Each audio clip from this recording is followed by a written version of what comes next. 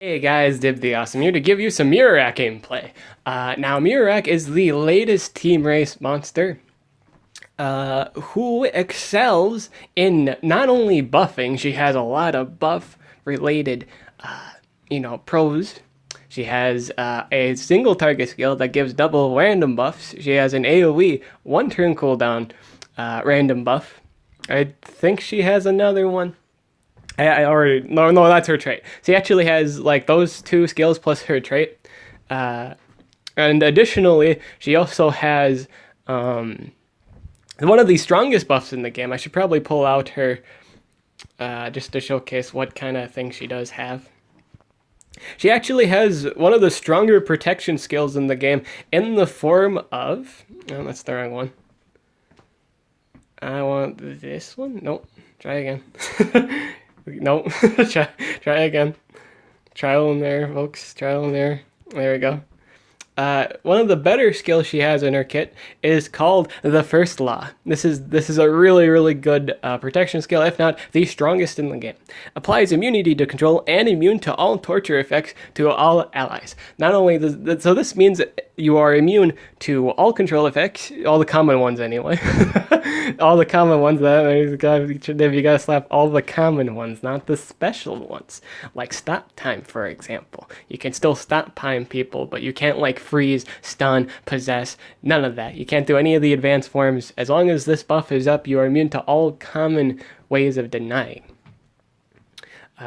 And not only does this give you control immunities, again, it gives you immune to torture effects, which is the very few options in protecting you against Curse. Curse, if you don't know, is a very powerful DOT, which can take up to 70% of your HP once it all goes through. Once, all 3 turns are up, it will take 70% of your life, meaning you are probably dead. Just given with the combination of just, 30% damage is like nothing. So, it's easy.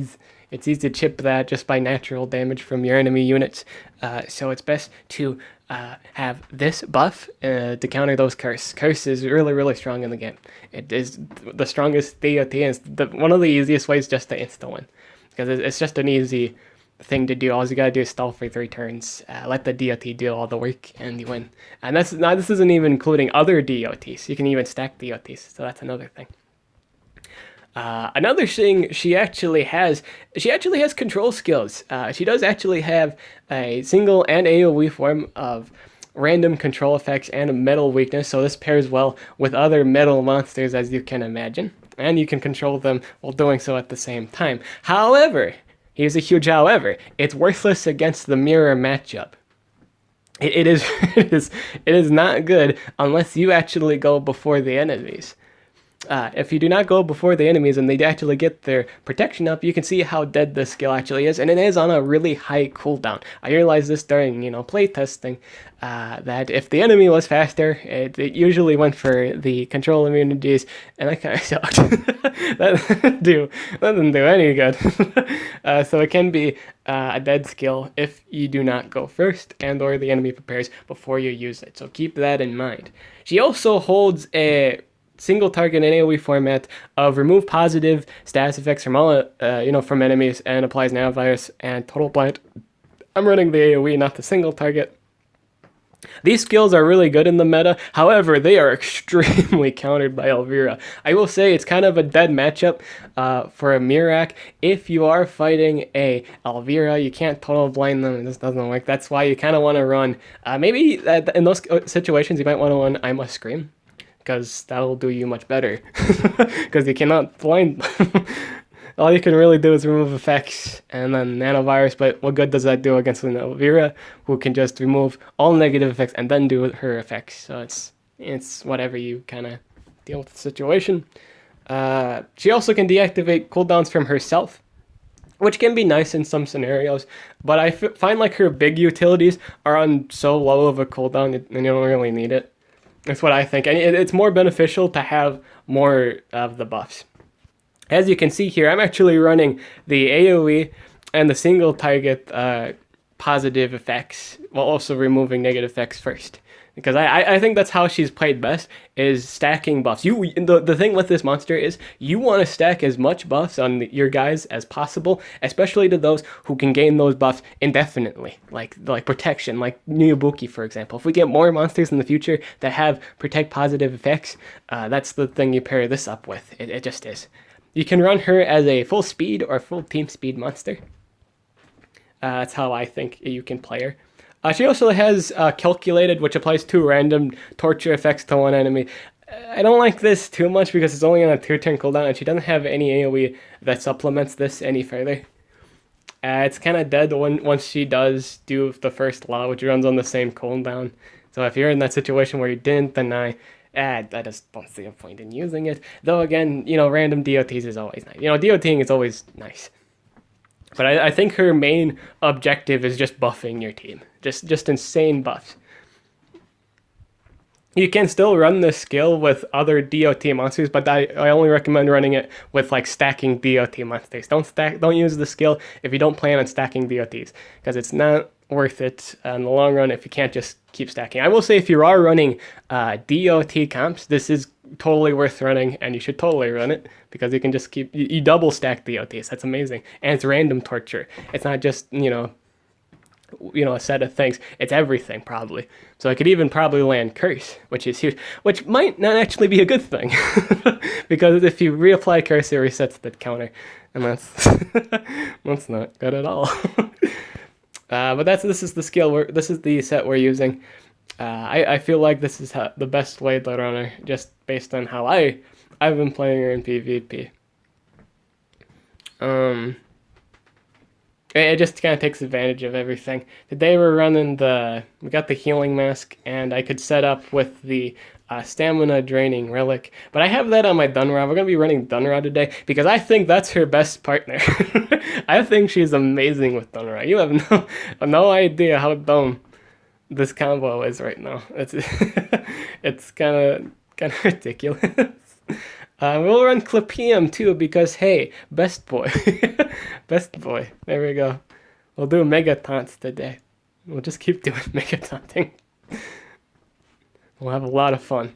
We're not running any damage, that's fine. Protected the whole kind of not game. Sit and loose. Was that the cooldowns activate? No. I can actually remove that. So applies all allies, yep. At the recharge. Was that the cooldowns activate? Intimidating. It probably was. Oh, you know what? I just realized I'm kind of fighting the remove all positive effects and total blind here. I just need time to set up, and I'm not getting that. That's not good at all. It's the opposite of good. Okay, we can do days and total blind, and I can remove that again. I feel like, you know what? I don't think it gives everyone positive effects. I'm not getting that vibe.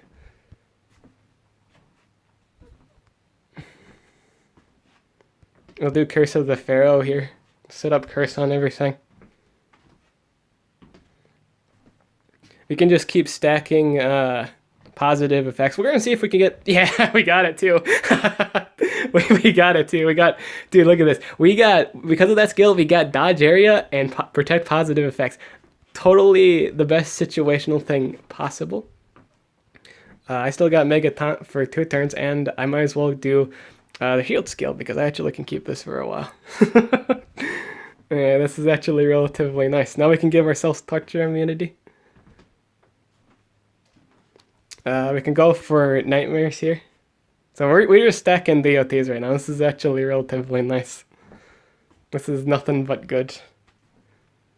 We got dodge area again. That doesn't actually do us too good, but that's fine. Totally fine. It's still good. We're going to do the total blind and nanovirus. Not that it really matters. But we killed the monster actually, so I guess that in that way it kind of did. And then we'll go, boom. We'll do control immunities. I'm still fine. And then we'll do shield. Uh, remove all negative status. Curse of the Pharaoh. Humanitas. We'll put it on our support. And then we'll go for the ultimate. And now he can't actually remove our whatchamacallit, and then we could just one off of DOTs. That was actually a relatively nice game. I think if that what is it? Pierced was ranked up. I might have was that rank 3? I don't actually know. I'll have to look back on it. But it was interesting. If you guys are wondering why I still have only I only have one unlocked on there, I don't have the gems to unlock the other two. But no, this is a really good monster. Also, I was kind of playtesting it, and all that stuff. So right now, I've been doing pretty good. Right now, this is nice. It's been really, really good. So now we're gonna run into a game. Okay, so this is a good example of a game where the total blind's kind of dead. So like if in the case of the event, let's say you just forget upright about changing it, and then this is kind of what happens to you. You're kind of in that situation where it only applies a positive effect to one ally. Oh, all right. Well, let's try my damage dealer. We got trait protection and DOT protection. Neat. Do harpoon Gatling gun. We'll do positive effects, immune to torture again. We got another DOT protection. Alright. Brave New World. We could do that, we could. Or we could go for double buff some, I think. Giving her torture immunity and the dodge area. Alright. Buffs. So look at all this. Look at all the support. Just straight up supporting. You could say with my particular build, I should probably be building her team speed. True. But I feel like a lot of people are building her full speed because of this buff. Which gives you torture immunity and control immunity. So there's that. Here. Positive effects protected. No, that she can't remove them. We could go for... Let's go for a DOT here. I don't see why not. Go for Brave New World. So we have absolute protection. We have positive effects protected, torture immunities, and control immunities. Pretty strong stuff here. Pretty strong. And then we could just boom. Those buffs really come in handy. They're really nice. Now, from what I've seen from those two random, negative effects, I've never had a time where they weren't good. Like they've always seemed to be good buffs, not like really non-pleasant buffs like damage boost or like maybe minor. I don't think minor accuracy increase is a thing, but I haven't gotten a garbage buff. I've always gotten something nice. Oh, I messed up here. Kind of not, though, because I can just go for DOTs here. That is an option for me. Yeah. I could go for the total blind here. Intimidating War. Now I'm guaranteed to land anything I want. We could go for double positive effects. Remove all negative effects. Into stun. Into our another dude. Look at our gallery right now. Positive effect, dude. Look at that. That's crazy. I got so many buffs on right now. And then I got DLTs, and then I just got. Let's stack it, man. Stack it. I got invasion. Okay, I think that's the only time I've ever gotten damage boost. For the most part, I've always gotten just the really strong buffs, like the really strong protections. Got the immunity to control. Woo! Nice. I actually haven't been paying attention to see what random buffs I've been getting at the beginning of the game. Because you do actually get, at everyone in the current match gets one random buff, like your team does, like your squad, not the enemy squad. That'd be messed up. But that's it for this video. Let me know if you guys liked it or not. And yeah, this is actually my first video of ML after like, finding the new app feature that I am currently using, the AZ recorder. Let me know in the comment section below if you liked it. I'm the Awesome, and I'll catch you guys later. Also, if you know what XJ9 is a reference to, you're a cool kid. Catch you guys later.